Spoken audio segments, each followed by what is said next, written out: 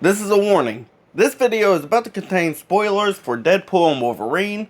If you have not watched the movie, you can watch my non-spoiler review short, go watch the movie, then come back and watch this video. I'm warning you now, if you don't leave, you will get the movie spoiled for you. I wanna be a fool for you, just another player in your game for two. You may hate me, but it ain't no lie. If you don't know why I'm jamming out to NSYNC while I'm getting prepared, then you obviously did not heed my warning. Viewer discretion beyond this point. What's going on, guys? Welcome back to my channel. So, I've watched Deadpool and Wolverine 3 times now, and it came out 2 days ago. Well, actually, at the time of recording this, it was released yesterday, and I've already watched it 3 times. What am I doing with my life? Anyways, as I've watched it a redacted amount of time, I would still go and watch it again because it was a really good movie and it got better with each subsequent trip that I made to the theater. So let's go on and dive in. Here is my spoiler review of the most anticipated movie of the year, Deadpool and Wolverine. Okay, so just a quick recap. The movie brings together Deadpool and Wolverine after Wade learns that his timeline is dying after its anchor being, Logan, was killed back in, well, Logan. So with it dying, the TVA assigned Paradox to make sure that the timeline dies with no hiccups, which he states would happen after a couple thousand years. That's when he comes to the conclusion to build this device called the Time Ripper, which would use matter and antimatter to destroy the timeline, putting everyone out of its misery instead of waiting thousands of years. Which essentially is just pruning the timeline like they used to do in the first season of Loki, so it's pretty much just copying that.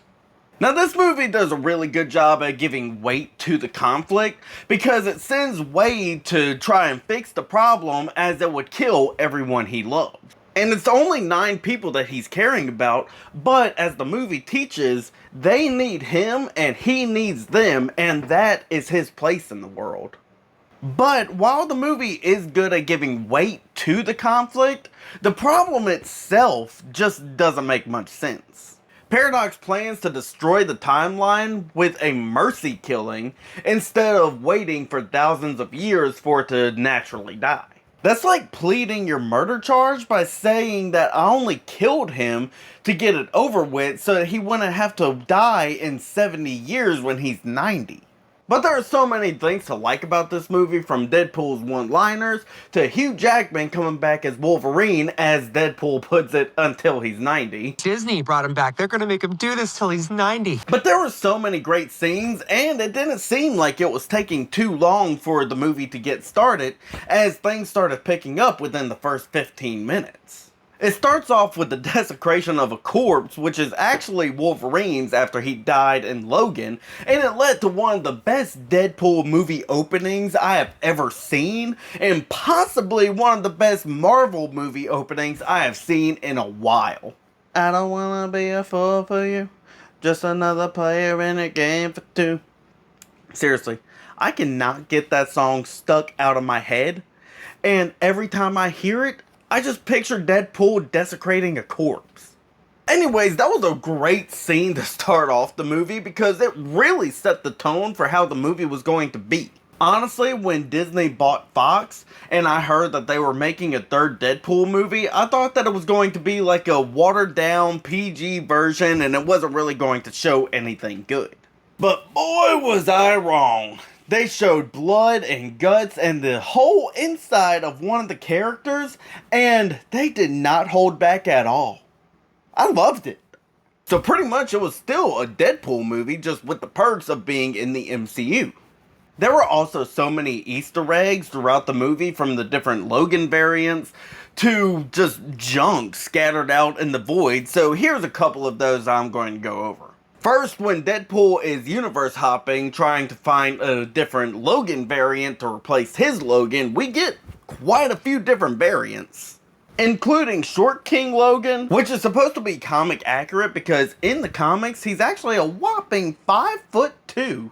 But this movie actually makes him shorter than that. We also have Weapon Omega, Patch, Old Man Logan, Crucified Logan, which is actually nodding back to one of the most famous cover arts in the Uncanny X-Men number 251 from 1989.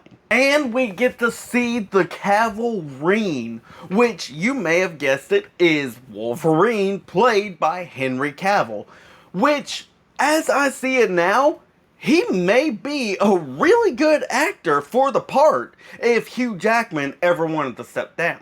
In fact, when Disney bought Fox and they were talking about replacing Wolverine, I was thinking there's no way they could replace Hugh Jackman because he is Wolverine.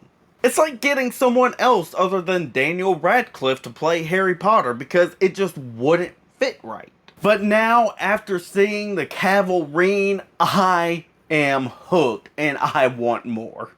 And continuing with the Easter eggs, there's a small little detail in the party scene at the beginning. You can hear in the background Angel in the Morning is playing on the radio, which is a little nod to the first movie as the opening scene started with Angel in the Morning during the car wreck. There's also a blink and you'll miss a detail when Deadpool and Wolverine are fighting in the Honda Odyssey. Wade smashes Logan's head into the radio and it starts to play Greatest Show from The Greatest Showman, which also starred Hugh Jackman. They're small details, but I like that they included them. Then in the Void you can see so many different details, from Thor's original helmet to Cap's original shield from World War II.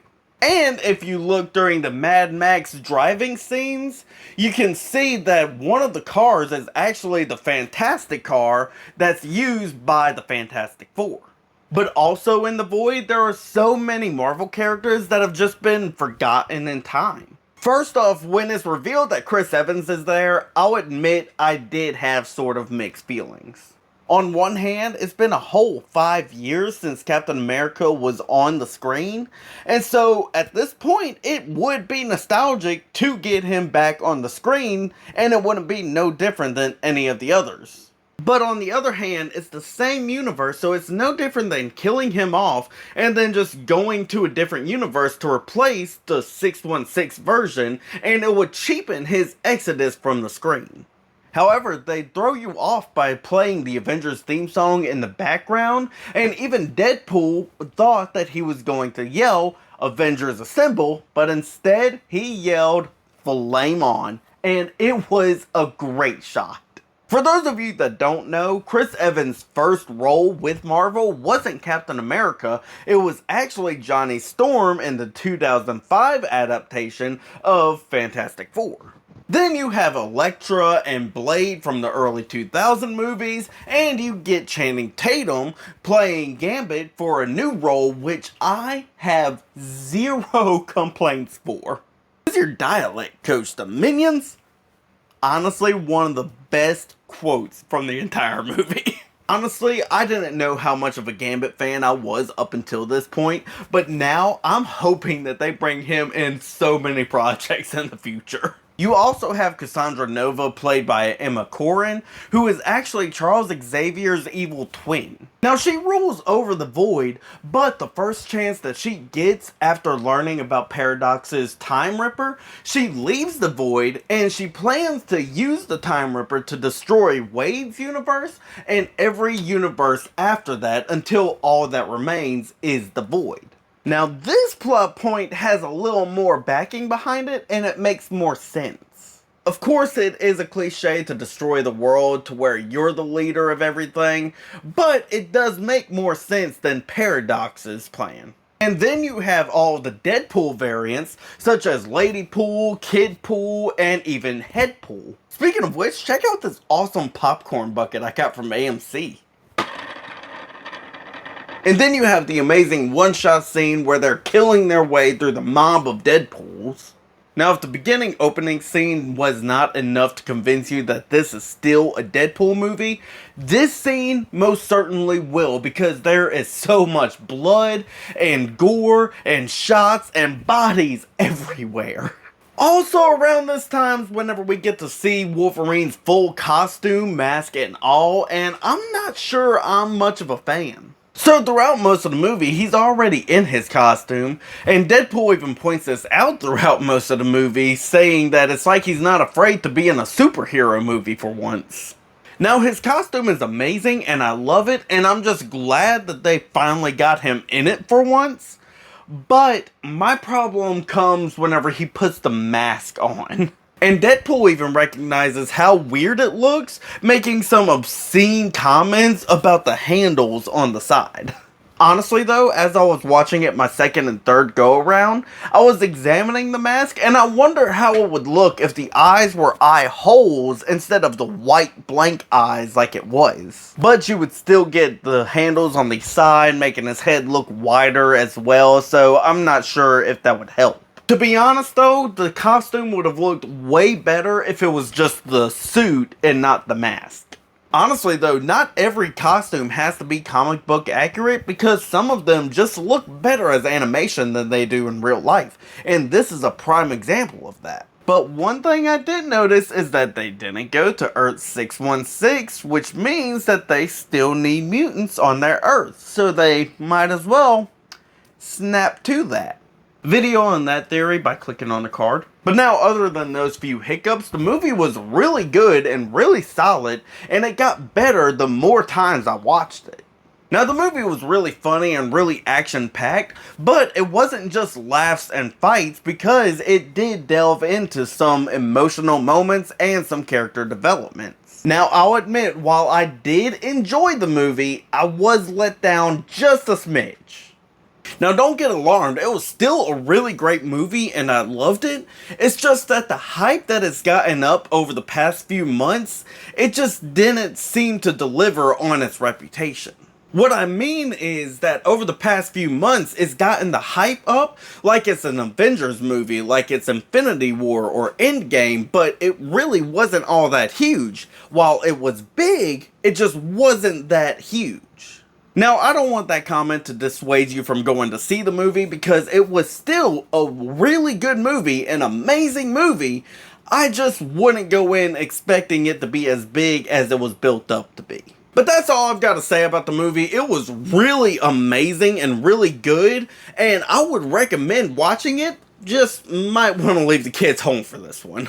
And on my Chuckometer, I might rate it an 8.5 out of 10.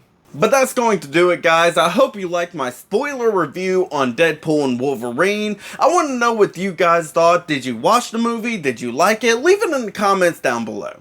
And if you want to watch any of my other videos, I got this video right here where I'm going over the way that I think the mutant X gene will make its way into Earth 616. So that's a really good watch. But I also do challenges and rankings, and you can watch this video right here where I eat every Reese's I could find, which is like 20 of them.